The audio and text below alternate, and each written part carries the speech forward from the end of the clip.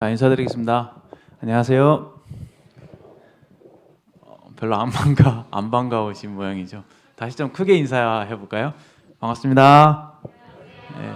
네, 이렇게 해야지 또 앞에서 이 말씀 전하는 분이 힘이 나고 그러니까 잘 반응해 주시면 너무 고맙겠습니다. 이용구 형제님께서 말씀 잘 나눠주셨는데 에베소 말씀이 너무 그 주옥 같은 참 보화 같은 그 말씀들이 많이 있다고 생각이 됩니다. 저희들이 이번 학기에 몸된 교회에 대해서 저희들이 배우고 있는데 이 교회가 하나님의 충만하심이다 이렇게 되어 있죠. 하나님의 충만하심. 그 세상 어디를 봐도 그 하나님의 마음에 썩 드는 것들이 없다는 거죠. 근데 하나님의 충만하심, 하나님의 마음을 가득 채우고도 남을 하나님의 그 온전한 계획, 하나님의 마음을 온전히 흡족해 해드릴 수 있는 그 계획의 절정이 바로 교회다라는 거예요. 그러니까 가장 위대한 주제일 수밖에 없죠. 그 부분 참 마음이 크게 와닿게 되는데 그런 면에서 이 학기 주제가 굉장히 중요한 주제가 된다고 생각이 되었습니다. 오늘은 그래서 공과 그 사과이죠. 사과의 제목이 무엇입니까? 예, 다 같이 시작. 교회의 머리이신 그리스도이죠. 교회의 머리 되신 그리스도. 그 교회의 머리 되신 그리스도와 함께 그 교회는 그의 몸이다라는 거죠. 그러니까 머리 대신 그리스도와 몸된 교회의 관계를 이번 4장에서 다루고자 하는 겁니다. 우리 28페이지 교재를 펴보시면 이 글을 쓰신 분이 이제 윌리엄 맥도날드 형제님, 대히트를 친 교회에 관한 그 교리의 정리해서 영어로 하면 Seven Principles of the New Testament Church 해갖고 신약교의 7가지 원리 또 교리 이렇게 해서 딱 7가지를 정리한 게 바로 28페이지에 있는 1, 2, 3, 4, 5, 6, 7 딱 돼 있는 7가지입니다. 굉장히 중요한 정말 중요한 교리이고 이것도 이렇게 정리해서 우리에게 가르침을 주셨다는 부분이 너무도 참 감사하죠. 그래서 저희가 다른 어떤 일반 교회에 가서 이런 교회에 관한 이런 교리 이런 것들을 잘 정리해서 배울 수 있을까 생각했을 때 글쎄요 잘 모르겠습니다. 근데 감사하게도 저희들이 이러한 교훈 내지는 교리에 대한 공부를 잘 이렇게 받을 수 있는 그런 환경 가운데 놓여지게 된 것에 너무 감사드리고 이 그리스도께 사랑하신 교회는 진짜 대히트 이 교재예요. 정말 중요한 교재고 정말 잘 기록된 교재인 것으로 보여집니다. 그래서 이 7가지 원리를 잘 기억하시면 좋을 것 같고요. 이 7가지 원리에 준해서 저희들이 이 교재가 편성이 되어 있는데 오늘 사과는 그 7가지 원리 중에 두 번째, 세 번째 원리입니다. 그러니까 두 번째 원리는 그리스도는 몸의 머리이시다라는 거고 세 번째는 모든 믿는 자는 몸의 지체이다. 가장 어떻게 보면은 교회를 잘 설명하는 중요한 진리이죠.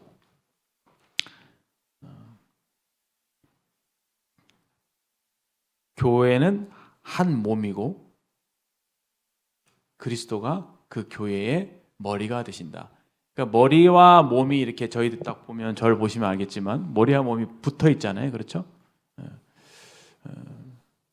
우리가 보통 주님과 예수님과 우리의 관계를 뭐라고 합니까? 보통 여러분들 예수님을 주님이라고 부르죠. 그렇죠? 주님이라고 부르는 것은 정말 신약교회에서 우리 성도들에게 주신 그 정말 합당한 칭호이자 그 주님, 롤십이라고 하죠. 롤십, 주대심이라고 하는 그 주제는 성경 저변에 흐르고 있는 가장 기본적인 원리예요. 그러니까 우리와 주님과의 관계를 설명하는 가장 이제 적절한 단어가 주님이라는 거예요. 그러니까 그리스도인들은 그렇게 반대로 얘기하면 종이잖아요, 그렇죠? 예수님이 주가 되시고 나가 종이 되는 거예요. 크리스찬의 그 신앙의 비결은 뭐냐면은 내가 나를 완전히 부인하고 내가 죽고 예수님이 주인이 되시는 삶을 사는 거죠. 예수님이 말씀하시는 대로 우리 그리스도인들은 듣고 따르고 순종하는, 그것이 성경이 A부터 Z까지 성경을 요약한다면 우리에게 주신 교훈은 바로 그거입니다. 근데 이것이 잘 되면 우리는 성공적인 그리스도인의 삶을 살 수가 있습니다. 우리 삶에 주님이 내 삶에 나의 주인으로 마음속에 또 삶에 자리 잡게 될 때 우리의 삶은 온전한 균형과 샬롬과 온전한 그 평화와 온전한 그리스도인의 삶을 살게 되는 것이죠. 그런데 흥미롭게도 이 교회와 우리와의 관계, 예수님과의 관계를 설명할 때는 거기서 한 단계 더 나아가서 헤드십, 머리 대심이라고 하는 거예요. 그러니까 주님과 주대심에 있어서는 주대심, 주인은 명령하시고 우리는 그 명령을 받는 종된 우리들은 그 명령에 절대적으로 순종하는 그 관계를 우리가 생각할 수 있잖아요. 그렇죠? 그런데 헤드십은 거기에 더 나아간 거예요. 머리는 몸에게 명령하죠. 그렇죠? 몸은 그 명령에 따르죠. 그 부분만을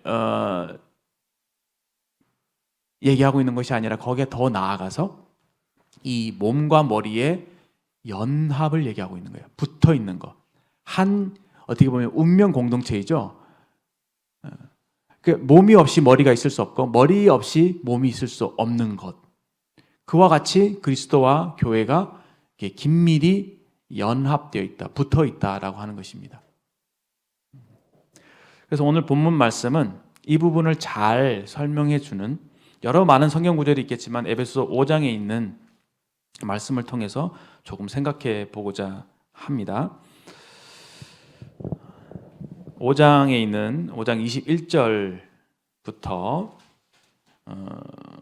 33절까지 있는 말씀을 좀 보시도록 하겠습니다. 그리스도를 경외함으로 피차 복종하라. 아내들이여 자기 남편에게 복종하기를 주께 하듯 하라. 이는 남편이 아내의 머리됨이 그리스도께서 교회의 머리됨과 같음이니 그가 바로 몸의 구주시니라. 그러므로 교회가 그리스도에게 하듯 아내들도 범사에 자기 남편에게 복종할지니라. 남편들아 아내 사랑하기를 그리스도께서 교회를 사랑하시고 그 교회를 위하여 자신을 주심같이 하라. 이는 곧 물로 씻어 말씀으로 깨끗하게 하사 거룩하게 하시고 자기 앞에 영광스러운 교회로 세우사 티나 주름 잡힌 것이나 이런 것들이 없이 거룩하고 흠이 없게 하려 하심이라. 이와 같이 남편들도 자기 아내 사랑하기를 자기 자신과 같이 할지니 자기 아내를 사랑하는 자는 자기를 사랑하는 것이라. 누구든지 언제나 자기 육체를 미워하지 않고 오직 양육하여 보호하기를 그리스도께서 교회에게 함과 같이 하나니 우리는 그의 몸의 지체임이라. 그러므로 사람이 부모를 떠나 그의 아내와 합하여 그 둘이 한 육체가 될지니 이 비밀이 크도다. 나는 그리스도와 교회에 대하여 말하노라. 그러나 너희도 각각 자기의 아내 사랑하기를 자신같이 하고 아내도 자기 남편을 존경하라.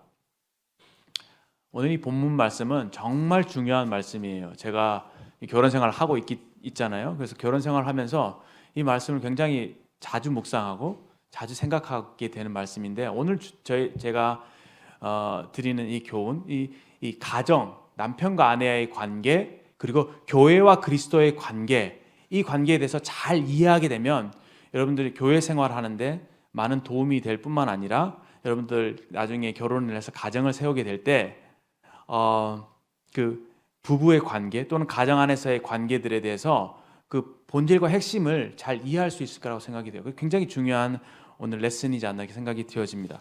잘 보시면 5장의 21절부터 이하의 말씀은 아내들아, 남편들아 라고 해서 아내와 남편에게 어떻게 해야 되는지, 그렇죠? 교훈을 주는 말씀인 것처럼 보입니다. 그렇죠? 그러면서 남편과 아내의 관계는 마치 교회와 그리스도의 관계와 같다라고 말씀하시면서 남편과 아내의 관계를 말씀하기 위해서 교회와 그리스도의 관계를 말씀하신 것처럼 보여요. 그렇죠? 그런데 사실은요, 32절에 보면은 이 비밀이 크도다 나는 그리스도와 교회에 대하여 말하노라 라고 하면서 분명히 문맥적으로는 남편과 아내에 대한 교훈을 주려고 하는 듯이 시작된 문맥이지만 바울의 마음속에는 이 이야기를 남편과 아내에 대해서 얘기를 꺼내다가 갑자기 교회와 그리스도의 관계가 너무 무게중심이 크니까 비중이 너무 무게감이랄까요? 그 가치랄까요? 그게 크니까 이제 어떻게 보면 얘기를 하다가 중심이 교회와 그리스도 쪽에 쏠려 있는 그런 모양새를 띠는 것처럼 보입니다. 보세요. 22절은 아내들이여, 그렇죠? 그 다음에 25절은 남편들아, 그렇게 하죠. 그래서 아내들은 아내에게 주시는 명령을 순종해야 되는 거고, 남편들은 남편에게 주신 명령을 잘 받아서 순종하도록 하는 것이 이 말씀이 우리에게 의도한 바입니다. 그런데 26절에 보면은 이 분위기가 달라져요. 말하고자 하는 그 대상이죠. 말하고자 하는 대상이 남편과 아내에 대해서 말하려고 했다가 갑자기 교회와 그리스도에 대해서 넘어가게 되는 겁니다. 그 말은 무슨 말이냐면 제가 단도직입적으로 말씀드려서 본질은요, 교회와 그리스도와 교회예요. 본질은 교회와 그리스도는 영원합니다. 그러나 남편과 아내의 관계는 영원하지 않아요. 교회와 그리스도의 관계를 잘 보여주기 위해서 하나님께서 제정하신 제도가 남편과 아내의 제도입니다. 우리가 천국에 가면은 지금 제가 아내와 살고 있지만 이 남편과 아내와 이런 관계는 없어요. 성경에도 그 나라에서는 시집가고 장가가는 것이 없다고 말씀하시면서 주님이 이 땅에 계실 때에 이 인간이 가지는 육체적인 관계가 이 천국 영원한 세계에서는 아무런 의미가 없다라고 말씀하시는 거죠. 그렇죠? 하나님 뜻대로 행하는 자가 내 모친이요, 내 형제요, 내 자매라고 말씀하시면서 그 영적인 의미를 더 강조하셨습니다. 다시 말해서 이 교회는 영원한 거예요. 교회와 그리스도의 관계는 영원한 거예요. 그러나 남편과 아내 관계 영원하지 않기 때문에 결국 본질은 그리스도와 교회인 것이죠. 이것을 잘 보여주기 위해서 하나님께서 결혼 제도를 우리에게 제정하신 거예요. 그러니까 결혼 생활을 잘 하다 보면 교회와 그리스도의 관계를 잘 이해할 수 있게 된다. 이렇게 말씀드릴 수 있겠습니다. 그래서 24절에 나와 있는 것처럼 그 교회에게 주신 명령은, 그리고 아내들에게 주신 명령은 머리 된 그리스도에게, 또 머리 된 남편에게 이 복종이라고 되어 있죠. 순종할 것을 성경은 명령하고 있습니다. 이거는 아내들이 받아야 될 명령이죠. 그러니까 남편들이 받으면 안 됩니다. 여러분 나중에 남편이 되실 텐데 이 말씀은 아내한테 들이대면 안 돼요. 그렇죠? 이건 월권이에요. 이 말씀은 하나님이 아내들에게 주신 말씀이기 때문에 거기서 침묵해야 됩니다. 대신에 남편된 입장에서는 남편들 할 때 네 하고 남편에게 주시는 말씀에 거기에만 눈여겨 보셔야 되는 거예요. 남편들 어떻게 하라고요? 아내 사랑하기를 그리스도께서 교회를 사랑하시고 위하여 자기를 주심같이 하라. 아내를 위해서 목숨을 다해서 아내를 사랑. 아내가 만약에 죽어가고 있다. 심장이 안 좋아서 자기 심장이라도 장기 기증하면서까지 아내를 살려내라. 이런 정도에까지 그리스도께서 우리를 위해서 자기 목숨을 버리신 것처럼 아내를 위해서 그런 정도에까지 희생적인 사랑을 해라라고 명령하고 있는 것입니다. 물론 그렇게까지 현실적으로 할 수 있을지는 잘 모르겠지만 우리가 남편이 아내를 향한 그 사랑의 강도가 그와 같아야 된다라고 하는 것이죠.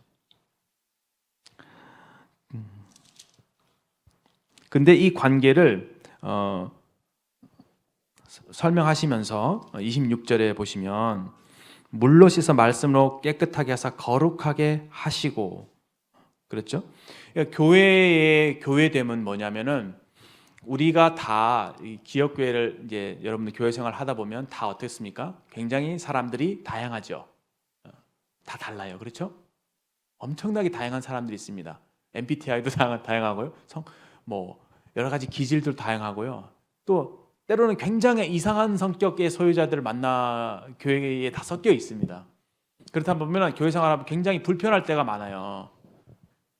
그것 때문에 갈등이 생길 때도 있고요. 심지어는 교회가 그것 때문에 분열이 생겨서 찢어져 나눠지기도 하고 그런 것이 지금 교회 역사상 비일비재했던 것이죠. 그런데 우리가 교회를 생각할 때 제일 중요하게 봐야 될 부분은 뭐냐면은 성령이었으면 교회가 아니다. 우리는 다 죄인들이고 연약한 자들이고 지난번에 말씀드린 것처럼 우리 다 시몬이잖아요. 인간적인 냄새가 나는 죄악으로 물든 연약하고 실수투성이고 넘어질 수밖에 없는 시몬인데 하나님 예수님이 우리를 베드로라고 불러주시는 거죠. 그러니까 우리는 신분적인 거룩을 말씀하고 있습니다. 예수님의 피로 우리들을 교회를 사신 거예요. 그러니까 우리는 하나님 앞에 주님 앞에 신분상 온전한 자들, 흠이 없는 자들이 된 것입니다. 그런데 우리가 현실을 살아가다 보면 또 내 안에 보면 여전히 연약한 것들이 있고 죄가 있잖아요. 그렇죠?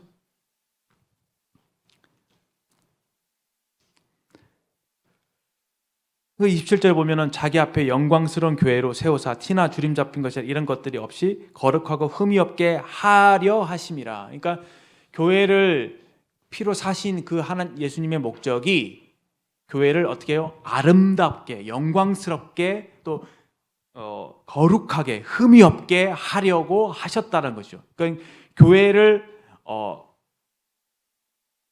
선택하신 교회를 불러내신 그 하나님 예수님의 목적이 거기에 있다고 하는 거예요.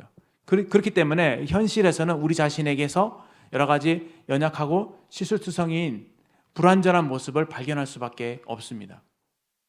우리가 지난 시간에 지역교회에 대해서 배웠잖아요. 우주적인 교회는 다 구원받은 사람들이기 때문에 또 하나님 눈에 온전한 교회라고 얘기할 수 있겠죠. 근데 지역교회는 어때요? 지역교회는 사실 심지어 구원받지 않은 사람도 이게 교회 안에 이제 섞여 있을 수 있죠. 그렇죠? 그리고 아무리 우리가 노력을 한다 하더라도 완벽한 교회를 이 땅에서는 만날 수 없습니다. 우리 서울 북부교회 완벽하다고 할 수 없어요. 부족한 점, 실수투성인 점 많습니다. 성경 말씀대로 하지 못하는 부분도 많아요. 그 얼마든지 여러분들 교회를 욕할 수 있습니다. 지역교회는 또 심지어는 생겨났다가 없어지기도 해요. 북부교회요? 주님의 교회니까 주님이 보존하시겠지. 그렇지 않습니다. 에베소 교회를 보세요. 에베소 교회 망했죠. 없어졌어요. 지금 에베소 가면은 교회가 없어요. 초대를 옮기신다고 하셨잖아요. 실제로 첫사랑을 잃어버렸기 때문에 초대가 옮겨졌죠. 교회는 생기기도 하고 지역교회는 생기기도 하고 다시 없어지기도 하는 거예요. 그래서 우리가 이 교회에 대해서 공부하는 이유는 물론 우리가 지난 시간에 우주적인 교회는 지역교회는 우주적인 교회의 뭐랄까요? 단편이라고 했잖아요. 그렇죠? 가장 그 우주적인 교회를 잘 보여줄 수 있는 사실 그게 우리의 목표가 되는 것이죠. 그래서 이번 이런 교회에 대한 공부를 하면서 어떻게 하는 것이 가장 그 우주적인 교회에 합한 성경적인 교회에 적합한 그런 교회를 오늘날 내가 속한 지역교회에서 만들어 나갈 수 있는 것이 있을까라는 고민을 우리가 하게 되는 것입니다. 우리가 아까 찬양 부른 대로 주님이 피로 사신 교회, 아름다운 교회, 그렇죠? 서로 사랑함으로 하나 되는 교회 하면서 이 아름다운 교회를 어떻게 하다고요? 우리 함께 만들어 가요 그랬죠. 이 과제가 교회를 만들어가는 과제가 바로 여러분과 저에게 있는 것이죠. 어떻게 하면 가장 성경적인 주님이 기뻐하시는 주님이 설계하셨던 그런 아름다운 교회를 우리가 만들 수 있을까? 그런 고민을 하게 되는 것입니다.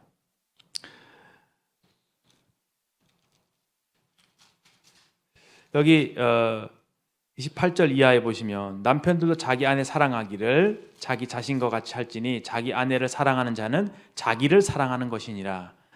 그러니까 남편과 아내가 서로 어떻게 해요? 한 몸이라고 얘기하고 있죠. 그리고 누구든지 언제나 자기 육체를 미워하지 않고 오직 양육하여 보호하기를.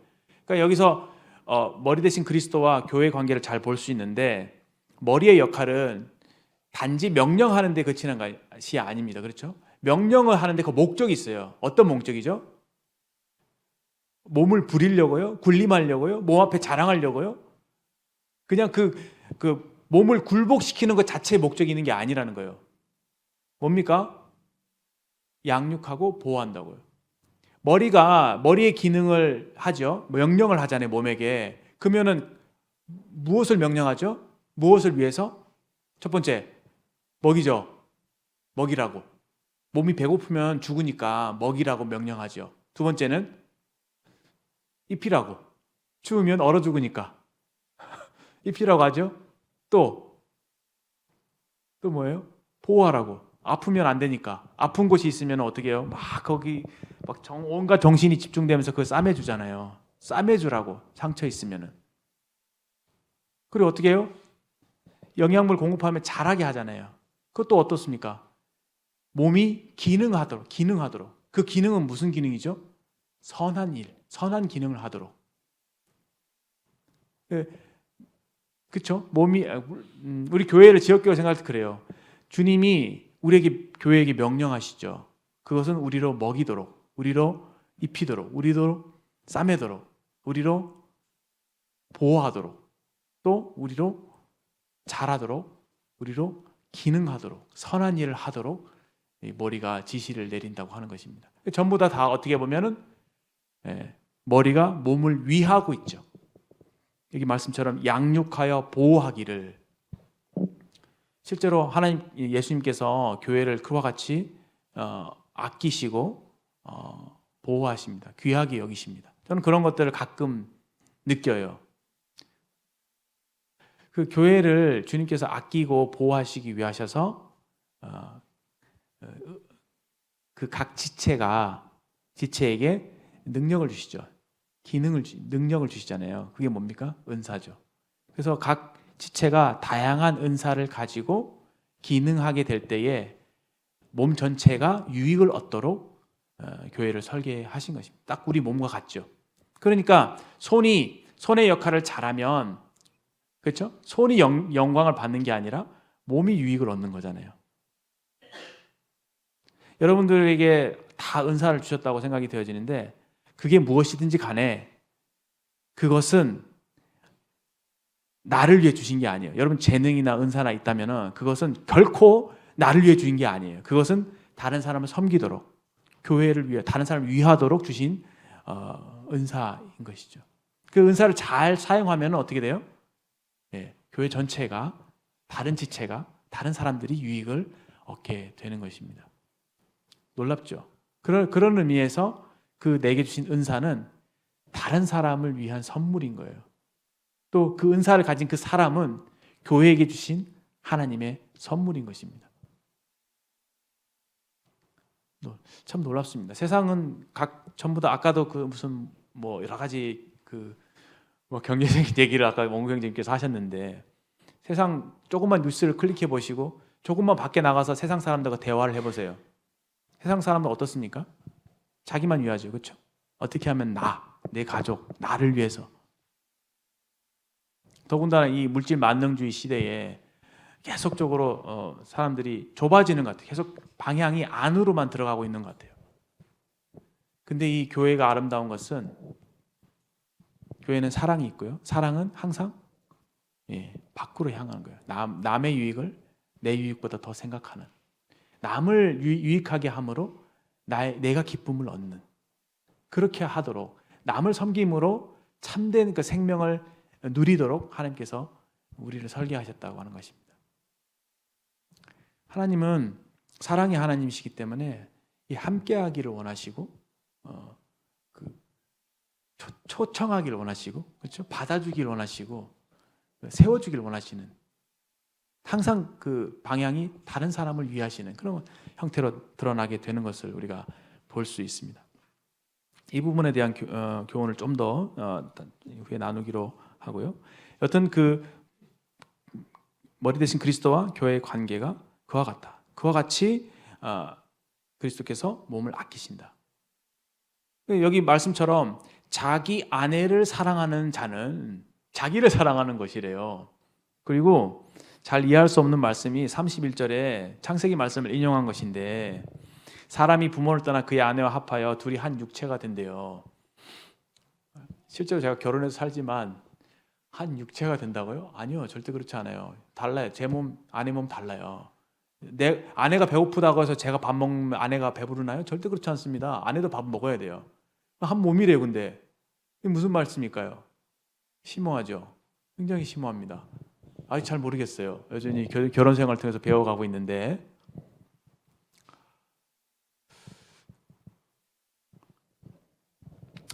제가 예,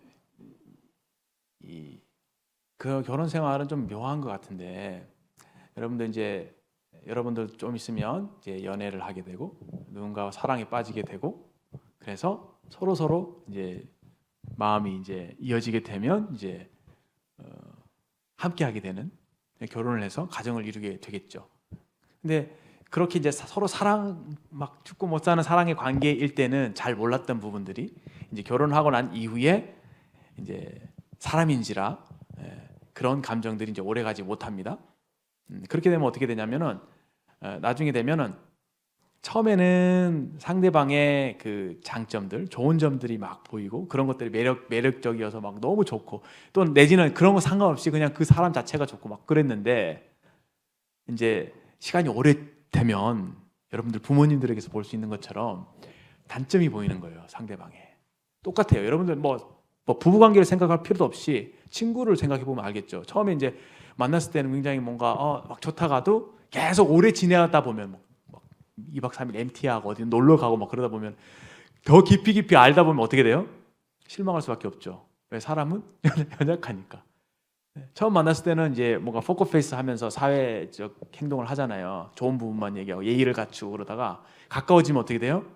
이제 그 속에 있는 것들, 진실된 모습들이 드러나게 되면 상당히 실망하게 되고 그 단점들이 나에게 불편함과 상처를 초래합니다. 그렇죠, 그렇겠죠. 생각해 보세요, 그렇죠? 조금 유추를 해보세요. 상대방의 단점이 너무 불편한 거예요. 그렇게 되면 어떻게 되나요? 불평이 생기고 다툼이 나게 되고 그게 심해지면 부부싸움이 되고 더 심해지면 어떻게 돼요? 꽝! 이렇게 되는 겁니다. 근데 하나님께서 그거를 설계하셨다고요. 왜요? 왜 그럴까요? 좀 나랑 잘 맞는 사람, 어디를 뜯어봐도 내가 좋아할 만한 것만 가진, 장점만 가진 사람들 만나게 해주면 평생 살아가며 살 수 있잖아요. 평생 다투지 않아도 되잖아요. 근데 잘 보시면 결혼한 커플들 보면은 서로 반대되는 성격끼리 만나요. 그리고 사실 남자와 여자라고 하는 것은 금성에서 온 여자, 화성에서 온 남자 그 책도 있잖아요. 절대 건널 수 없는 지금 이 통로와 같은 이 복도와 같은 절대 건널 수 없는 다리가 있어요. 결코 이 평행선처럼 남자 여자는요 이게 서로 이해할 수 없는 존재예요.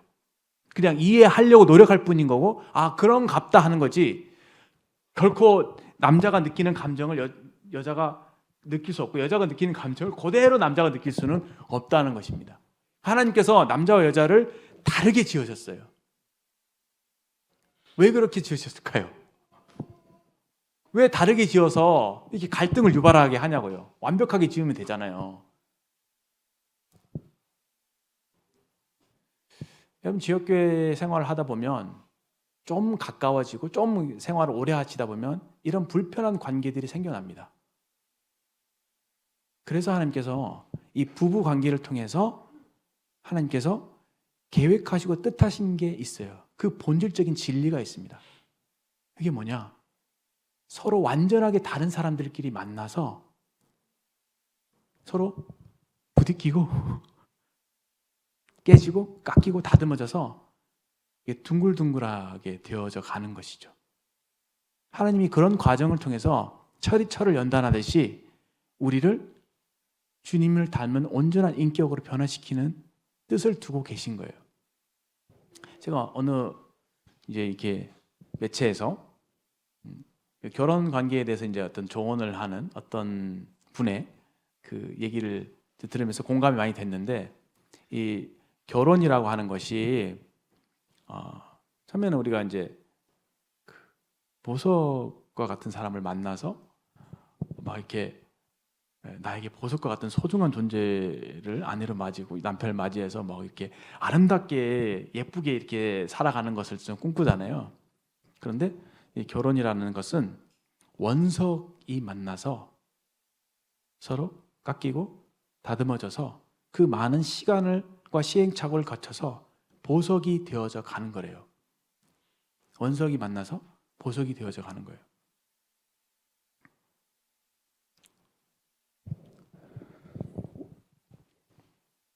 그러니까 제가 저번에도 말씀드렸듯이 아내를 선택할 때 이런 부분이 너무너무 좋아요. 이런 부분이 너무너무 좋아요. 그래서 나는 이 아내를 선택할래요. 이런 기준보다는 이런 이 자매의 또 이 형제의 이런 부분이 정말 단점이지만 내가 그 단점을 이렇게 포용해 줄 수 있는, 그렇죠? 그거를 받아줄 수 있는 마음이 있을 때 그 아내와 남편을 선택하는 것이 가장 뭐랄까요? 건강하다고 할까요? 가장 좋은 선택일 거라고 하는 얘기를 하게 되는데 정말 맞는 말인 것 같아요. 그러면 어떻게 돼요? 단점을 보고 결혼하면은 앞으로는 어떻게 해요? 올라갈 일만 나겠죠. 내가 몰랐던 장점만 만나게 될 거 아니에요. 근데 장점만을 보고 결혼하면 어떻게 돼요? 앞으로 단점을 만나게 되면 계속 내려오겠죠. 원석이 만나서 보석과 같이 되어가는 과정이다. 이 부분을 잘 기억하시면 정확하게 지금 우리의 교회의 모습에 적용해 볼 수 있습니다. 많은 사람들이 교회 생활을 오래 하다 보면 여러분들 아직 좀 제가 볼 때는 참 착하고 순수하신 것 같아요. 근데 좀 교회 생활을 오래 하시다 보면 이런 얘기를 많이 듣죠. 교회가 왜 저래? 그렇죠? 교회가 왜 이래? 교회가 왜 이래? 왜 이렇기 때문에 교회인 거예요. 왜? 우린 다 원석들이니까. 근데 그 원석을 부르셨다는 거예요. 왜요? 그 원석 그대로 놔두시려고요? 아니죠. 지금 우리가 교회 생활을 하고 이런 것들이 지난 성경 말씀드린 것처럼 함께 지어져 가는 거라고요. 함께 부딪히고 하면서 깎이고 하면서 함께 지어져 가는 교회가 되는 것입니다. 그러니까 이 성도의 삶이라는 것은 연약하고 어떤 연약한 그 모습에서 시작을 해서 우리를 그리스도의 신부라고 하는 하나님의 자녀라고 놀라운 그 신분을 허락하셨잖아요. 그 신분에 걸맞는 삶을 실패하면서 넘어지면서 날마다 연습해 나가는 과정이라고 생각할 수 있습니다.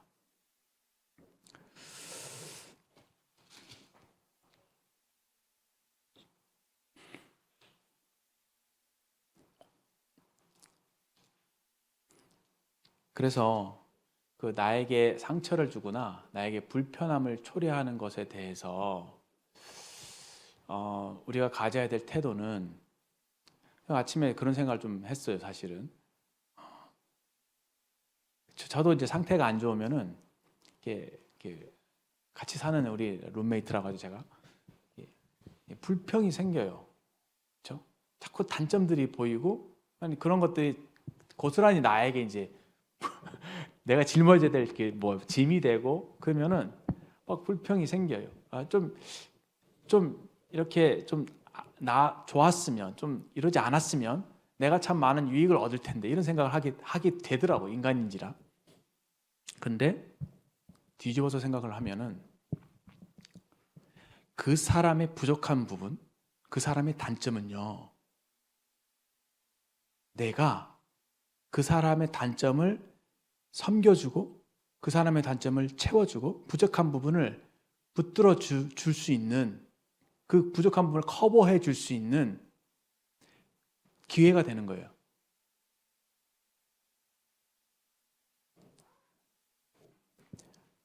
우리 자신이 주님 앞에서, 저는 그런 생각을 많이 합니다. 하나님의 온전하심, 하나님의 아름다우심, 하나님의 그 탁월하심, 이런 거 생각할 때 우리 자신이 얼마나 하나님 앞에 불편한 존재입니까? 얼마나 하나님을 귀찮게 하는 존재예요. 정말 그래요. 하나님 우리 필요하실까요? 그렇지 않습니다. 하나님 왜 우리를 필요해요? 정말 하나님이 사랑이라고 하는 거, 사랑이 아니시라면 우린 정말 하나님께 불편을 끼쳐드리고 고생스럽게 해드리고 성가시게 하고 그런 존재들입니다. 그렇죠? 우리 너무 연약해요. 우리 사실 부모님들이 그렇죠? 우리 부모님 효도하십니까? 부모님에게 뭐 유용한 존재들인가요? 그렇지 않죠. 말썽만 끼쳐드리고 잘못만 하고 그렇죠. 근데 주님께서는 우리의 죄악됨, 우리의 연약함, 우리의 없음 이런 것들을 하나님의 사랑을 표현하는 기회로 삼으셨다는 거예요. 예수 그리스도께서 우리를 섬기러 오심으로, 그렇죠? 우리를 섬겨주심으로 어떻게 섬기셨습니까? 자기 목숨을 우리의 대속제물로 주시는, 우리를 위해서 고난받으시고 낮아지시고 우리를 위해서 그 모진 수고와 고통을 담당하심으로 예수님께서 우리를 섬기시는, 그래서 사랑을 나타내는 기회로 삼으셨다는 거예요. 우리가 아직 죄인 되었을 때 그리스도께서 우리를 위하여 죽으심으로 하나님께서 우리에 대한 자기 사랑을 demonstrate, 보여주셨다고요. 확증하셨다고요. 하나님은 그런 분이세요. 자신의 불편을, 수고를, 고통을 감수하면서까지 하나님의 그 간절한 그 소망은 하나님의 사랑의 엄청난 크기를 우리에게 보여주시기를 원하셨다는 것입니다. 그게 하나님이세요. 우리랑 다르죠? 그래서 이걸 받아들이셔야 됩니다. 하나님 그런 분이세요. 그런 하나님이라고요. 그런 사랑의 하나님이라고요. 근데 그런 사랑의 하나님이 교회를 계획하셨는데 그 교회를 처음부터 완벽한 교회로 만들지 않으시고 부족한 교회로 만드셔서 부족한 성도들끼리 만나게 하셔서 서로 어떻게 해요? 연약하고 깎이고 다듬어지고 해서 서로 사랑을 실천할 수 있도록 하신 거예요. 그래서 우리가 지옥계 한 몸이라고 했잖아요. 그러면 사실은 다른 사람의 단점, 연약함 이런 것들이 있으면 그것에서 불평하거나 불편해하거나 지적하거나 비난하거나 이럴 것이 아니라 그런 것들을 어떻게 해요? 감싸주고 도와주고 받아주고 해야 될 책임이 우리에게 있다고 하는 것입니다. 왜냐? 그렇게 하게 될 때 그것이 예수님을 닮은 진정한 사랑의 실천이 되는 거니까. 우리가 그러한 사람이 되기를 바라시는 거예요. 너희를 사랑하는 사람을 사랑하면 무슨 칭찬이 있겠느냐? 이방인들도 그렇게 하지 않느냐? 그러면서 우리에게 어떻게 해요? 원수를 사랑하라고. 너희를 핍박하는 자를 위하여 기도하라고 말씀하셨죠. 그것이 예수님의 기준이고 그것이 사실은 여러분과 저를 주님이 부르신 그 하나님의 뜻인 거예요. 이런 부분을 잘 우리가 생각을 하신다면은 교회 생활의 많은 부분에 있어서 참 아름다운 교회 생활, 아름다운 교회를 이루어 나갈 수 있을 것이라고 생각이 되어집니다. 그런데 문제는 뭐냐면은 그럴 만한 사랑이 내 속에 없다는 거예요. 그렇죠? 그렇게 해야 된다는 걸 알아요. 근데 우리가 원수를 사랑할 수 있나요? 나에게 불편을 주고 나에게 고통을 주는 사람들을 참아낼 수 있나요? 사랑할 수 있나요? 그렇지 않죠. 그래서 성경적인 원리가 머리를 붙들라고 하는 것입니다. 머리를 붙드는 것. 그것이 경건의 시작입니다. 그것이 본질이에요. 예수 그리스도의 사랑에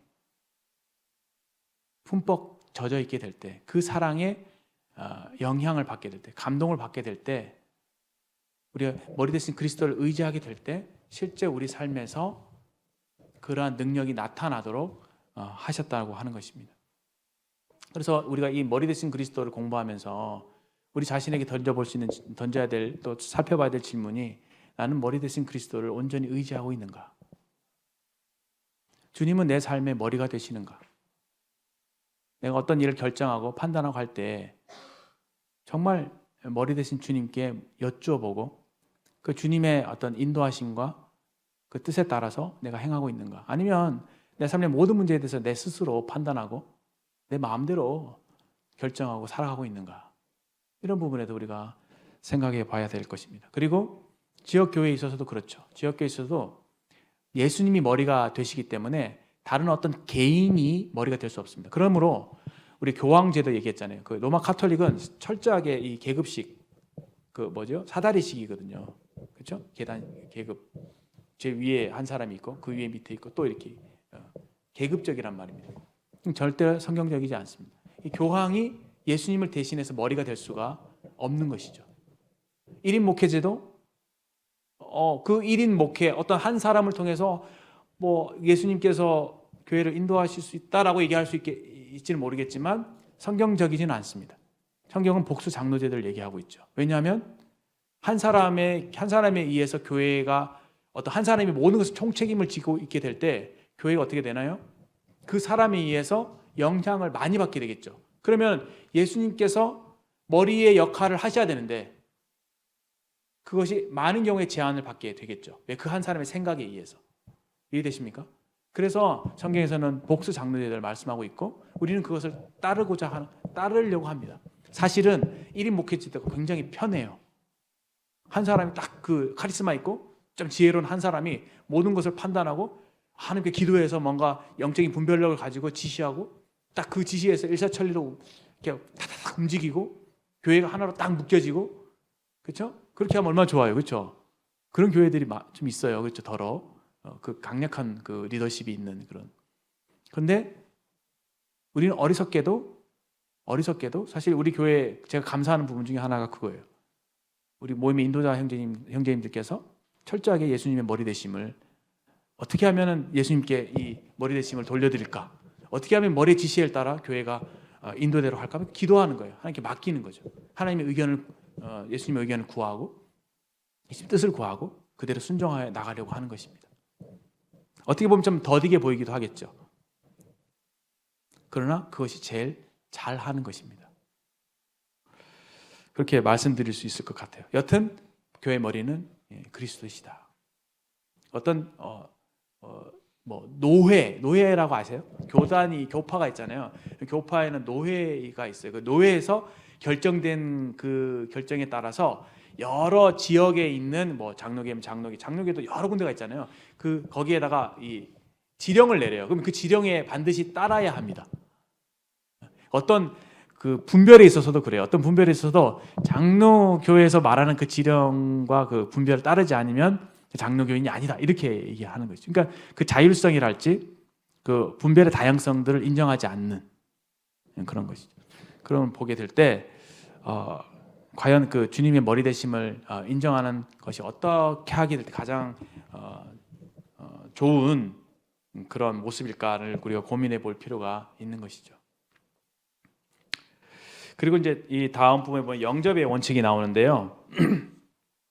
지난 시간에 말씀드렸던 부분과 일치합니다. 교회의 조건은 한 가지예요. 그 사람이 거듭났느냐, 성령이 있느냐 없느냐이죠. 성령이 있는 분들이 모이면 총체적으로 우주적인 교회가 되는 것입니다. 근데 지역교회 안에는 우리가 누가 구원받는지 모르잖아요. 그렇죠? 그런데 아무나 다 받아줘서 아무나 다 성도를 인정하는 그것도 교회의 바람직한 모습은 아닙니다. 일반 교회는 사실 그래요. 일반 교회의 가장 연약한 부분이 뭐냐면은 구원 문제에 있어서 명확하게 결정을 지어주지 않습니다. 그러니까 이 교인이 구원받은 성도인지 아닌지에 대해서 분명하게 분별하거나 도움을 주지 않아요. 근데 사실은 여러분들 경험적으로 말씀드릴 수 있죠. 물론 100% 어떤 사람이 구원받았는지 안 받았는지 우리가 100% 확신하거나 100% 분별할 수 있는 건 아니에요. 그렇죠? 분명히 우리 가운데 또 구원받았다고 하고 침례받은 분들 중에서 그렇지 않은 분들이 섞여 있을 수 있어요. 그러나 제 신앙 경험상 이 교제를 해보면 이분이 정말 성령이 있는지 없는지 우리 분별을 할 수가 있습니다. 왜? 성령이 하나이기 때문에 영적으로 그분의 그 신앙 고백, 간증을 듣게 될 때 이분 정말 주님을 믿은 분이구나. 이분 안에 정말 주님이 계시구나. 이런 것들을 우리가 어느 정도는 다 분별할 수가 있는 것이죠. 그래서 우리 교회에서는 침례를 주게 될 때 그런 과정들을 거칩니다. 이분의 말이 아니라 정말 이분 속에 성령이 거하시는지를 분별하는 거예요. 왜냐? 그렇게 하지 않았을 때 그분에게 또 손해이고 교회적으로도 손해거든요. 구원받지 않는 사람은 결코 교회가 될 수가 없고 교회 안에 들어와도 서로 이게 안 맞는 거잖아요. 그렇죠? 영적으로 봤을 때 사탄의 자녀와 하나님의 자녀가 어떻게 섞일 수가 있습니까? 그 안에서 만약에 그렇게 어떻게 진정으로 하나님 자녀가 아닌 구원받지 않은 그분이 교회에 뭐 중책을 맡고 뭐 주일학교 교사를 하고 죄송합니다 지금 주일학교 교사를 하고 막 그렇게 교회의 중요한 일들을 맡고 그러면 어떻게 되겠어요 교회가? 어려워지겠죠. 그래서 이 영접이라고 원칙이 중요하다고 하는 건데 이 영접에서 가장 중요한 원칙은 그래서 이 사람에게 생명이 있느냐 없느냐예요. 이 사람을 우리가 지역교회에 받게 될 때 생명이 있는가? 성령이 있는가 없는가? 정말 구원받은 사람인가? 거듭났는가? 라는 것입니다. 그 외에 다른 것이 없습니다. 단지 한 가지 주의해야 될 부분은 이분이 성경에서 명확하게 말씀하고 있는 본질적인 진리, 예를 들어서 예수님이 하나님의 아들 되심, 예수님이 동정녀 마리아에게서 탄생하심, 이해되죠? 이런 정도, 삼위일체 하나님, 그렇죠? 이런 굉장히 본질적인 부분들 있잖아요. 타협할 수 없는 거의 모든 그 건전한 교파에서 가르치는 그 신학적인 그런 교리와 일치하는, 그렇죠? 일반적인 교리를 따르고 있는 그런 게 아니라면 사실은 이단이라고 얘기할 수 있어요. 그 외에 그 비본질적인 그 성경의 분별에 있어서는 다양한 분별들을 우리가 수용할 수 있습니다. 성경이 명확하게 얘기하고 있지 않거나 여러 가지 다양한 의견들이 있을 수 있는 여지가 있는 그런 성경 구절들이 많이 있거든요. 그래서 그분들이 정말 성경에서 말하고 있는 중요한 그 본질적인 진리를 따르고 있느냐 있지 않느냐, 만약에 그렇지 않다면은 과감하게 배격할 수밖에 없습니다. 왜냐? 그러한 거짓 사상이죠. 거짓 교리들이 교회 안에 들어오게 됐을 때 교회를 굉장히 어려움을 줄 수 있기 때문에 교회를 보호하기 위해서 이런 부분에 예외를 두게 되는 것입니다. 그 외에 이제 우리 교재에 보면은 예외 뭐 규정, 다른 원칙, 뭐 구원 여부의 판단 이런 부분들이 많이 나와 있죠. 이것은 좀 읽어보시면서 분반해서 조금 이해가 안 되는 부분들은 체크했다가 서로 묻고 답하면서 얘기를 해주시면은 좀 공부에 도움이 되지 않을까 이렇게 생각이 됩니다. 그러나 여전히 어떤 성도를 이렇게 영접할 것이냐 마냐, 어떤 교인을 영접할 것이냐 마냐, 이 문제는 그 쉬운 문제는 아니에요. 아시겠죠? 쉬운 문제는 아닙니다. 그래서 이런 부분들은 이제 사실 지역교회 장로 형제님들에게 이렇게 좀 이렇게 맡겨진 그런 책임이라고 우리가 볼 수 있습니다. 제가 이 말씀을 아까 드렸던 말씀과 좀 연관해서 35페이지 보면은 1번 일반적인 원칙 이렇게 나와 있죠. 그 부분을 좀 읽어보겠습니다. 일반적인 원칙에 따라 교회는 그리스도께서 영접한 모든 자를 영접해야 합니다. 그러므로 그리스도께서 우리를 받아 하나님께 영광을 돌리심과 같이 너희도 서로 받으라. 참된 교제는 그 사람이 이미 그리스도의 몸 안으로 영접되었다는 사실에 그 기초를 두고 있습니다. 그렇죠. 우주적인 교회죠. 우주적인 교회에 영접되었기 때문에 지역교회는 그 사람을 받지 않을 이유가 없는 거예요. 정말 구원받은 사람이라면.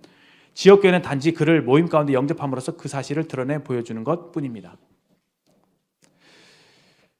아까 제가 말씀드린 로마서 15장 7절 이 말씀을 다시 보시면 그리스도께서 우리를 받았다고 얘기하십니다. 주님을 생각해 보세요. 주님이 십자가에서 어떻게 했습니까? 목마름을 경험하셨죠. 왜요? 우리로 충만함을 얻게 하시려고, 우리로 물을 마시게 하시려고 예수님이 목마름을 경험하셨어요. 예수님이요 옷 벗김을 당하셨어요. 수치죠. 왜요? 우리로 부끄러움 없게 하시려고, 우리를 하나님 앞에 부끄러움 없이 당당하게 서게 하시려고. 또 주님이 엘리 엘리 라마 사박다니 하시면서 하나님께 버림받으셨어요. 왜요? 우리가 결코 버림받지 않게 하기 위해서. 그래서 성경이 이렇게 얘기합니다. 내가 너희를 결단코 그 원어에는 5가지 부정의로 오중 부정이 돼 있다 그러잖아. I will never ever forsake you. 그렇죠? Abandon you. 내가 너희를 결코 결단코 어떻게 해서든 절대로 버리지 않겠다고 우리에게 약속해 주셨습니다. 이 말씀 믿고 아까 미래에 대해 걱정이 되고 집을 사야 되냐 말아야 되냐 뭐 이런 걱정들, 경제적으로 내가 살 수 있을까 걱정 많이 안 하셔도 됩니다. 경제적인 부분에 대해서는 제가 조금 받은 교훈이 있어요. 나중에 그리스도인 재정 관리에 대해서 좀 이 부분에 대해서 교제할 수 있는 기회가 있었으면 좋겠습니다. 그 부분이 상당히 요즘 이슈가 되고 있는 것 같아요. 굉장히 나라가 불안정하죠. 근데 여러분들에게 꼭 돈에 대해서 어떻게 하면은 돈에 대해서 어떻게 바라볼 것인가, 또 돈에 대해서 어떻게 관리할 것인가, 이거에 대해서 좀 제가 좀 이렇게 교제하고 싶어요. 나눠주고 싶어요. 그 다음에 그런 기회가 있을 때 그리스도인의 재정 관리에 대해서 한번 저와 허심탄회하게 좀 이렇게 대화를 하기를 원하는 마음이 있습니다. 여튼 그러나 성경은 뭐라고요? 절대 예수님이 우리를 버리지 않는다고요. 왜? 예수님이 아버지께 버림받으셨기 때문에. 그리고 또 한 가지, 예수님 십자가에서 어떻게 하셨어요? 양손과 양발에 못이 박혔어요. 왜 십자가일까요? 왜 예수님은 양팔을 벌리셨을까요? 우리를 품으시려고 양팔을 벌리신 겁니다. 이 모양을 잘 기억하세요. 예수님 어떤 분이시라고요? 벌리시는 분이에요. 품으시는 분이에요. 다 내게로 오라. 내가 너희를 쉬게 하리라. 다 받아주시는 분이에요. 이런 예수님을 우리가 안다면은 이 영접의 원칙에 있어서 절대로 배타적으로 다른 사람을 배격할 수 없습니다. 아무리 그 사람이 연약한 허물이 있고, 그렇죠? 치명적인 단점이 있고 내 마음을 아프게 불편하게 한다 할지라도 그리스도께서 여기 있잖아요. 그리스도께서 우리를 받아 참 형편없는 죄 많은 우리 같은 사람들도 받아서 어떻게 했다고요? 하나님께 영광을 돌렸다고요. 그런 것처럼 우리도 서로 받으라고 명령하고 계십니다. 그래서 서로에게 있는 단점들, 연약함들은 나에게 보듬어 주라고 주신 거구나, 나에게 사랑을 나타내라고 주신 기회구나 생각하시면 좋습니다. 누가 뭔가를 부탁하거나 어려움에 빠지거나 도움을 요청할 때 여러분 좋은 기회다, 내가 주님이 명령하신 사랑을 실천할 수 있는 좋은 기회라고 생각을 하셔야지 또 저래 막 마지못해서 막 이렇게 막 불평 투덜투덜 대면서 그렇게 하지 마십시오. 기꺼이 주님 나를 사랑하라고 부르셨는데 내가 진정한 사랑을 나타낼 수 있는 기회를 주셨네, 사랑하는 거예요. 우리의 사실은 밖으로 조금만 눈을 돌리면 우리의 사랑을 고파하는 사람들이 많이 있어요. 그렇죠? 왜 주님이 살아계신다면 왜 저희 아프리카에 저 사람들 저렇게 굶어 죽게 놔두십니까? 그렇게 질문들을 하죠. 그 질문에 대한 대답이 뭐냐면은 하나님께는 두 팔이 있대요. 오른팔이 있고 왼팔이 있대요. 왼팔. 제가 그 얘기 처음 들었어요. 오른팔은 뭐냐면은 강한 손이에요. 오른팔은 하나님의 직접적인 개입을 말씀하고 있습니다. 왜 하나님이 살아계신다면 저기 아프리카나 저 전쟁터에서 고생받고 있는 저 사람들을 왜 건져주시지 않습니까? 라고 하는 질문에 대한 대답이 뭐냐면은 내가 너희들을 통해서 일하기를 원한다 라고 하는 주님의 왼팔입니다. 그러니까 주님의 왼팔은 구원받은 여러분과 저와 같은 성도들을 통해서, 하나님의 자녀들을 통해서 하나님이 일하시겠다고 하는 거죠. 이 오른팔은 하나님께서 우리의 도움 없이 직접적으로 개입하시는 강한 역사예요. 하나님의, 누가 보더라도 사람이 한 일이 아니라 하나님이 하신 강한 일이죠. 강한 역사죠. 그런데 왼팔은요, 사람의 손을 통해서, 사람을 통해서 하시는 하나님의 일이에요.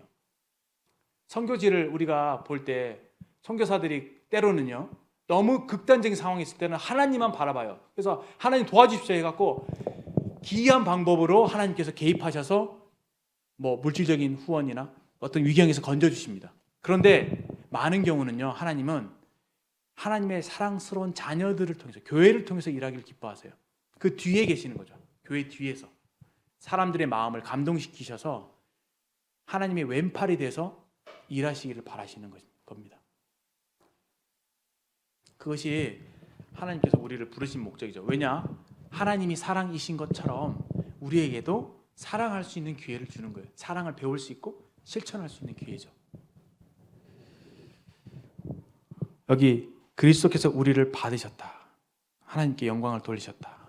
그러므로 너희도 서로 받아야 한다.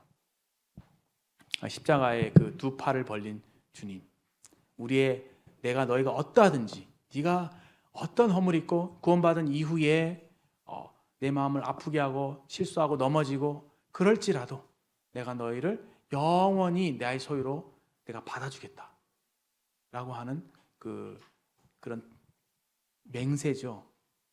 서약, 결혼 서약으로 우리를 아내로 품으신 것이죠. 호세아에 보면 결혼 관계 나오잖아요. 호세아가 하나님께서 호세아에게 고멜이죠. 음란한 여인을 아내로 맞이하라고 그래요. 그렇죠? 근데 그 이유를 잘 이해하지 못했습니다. 근데 그 이유가 이스라엘 백성들이 마치 하나님께 바람을 피는 아내와 같은 모습이었던 거예요. 우상을 섬기는 것이 마치 하나님께 바람을 피는, 하나님을 배신한 행위였거든요. 그래서 계속적으로 우상을 섬기고 그렇게 하면 하나님의 마음을 아프시게 한 거예요. 마치 바람을 핀 아내가 남편의 마음을 찢어 놓는 것 같은. 그런데 그 아내가 그러했음에도 불구하고 그를 다시 용서하고 받아주라고 하나님이 호세아에게 명령하신 거예요. 왜요?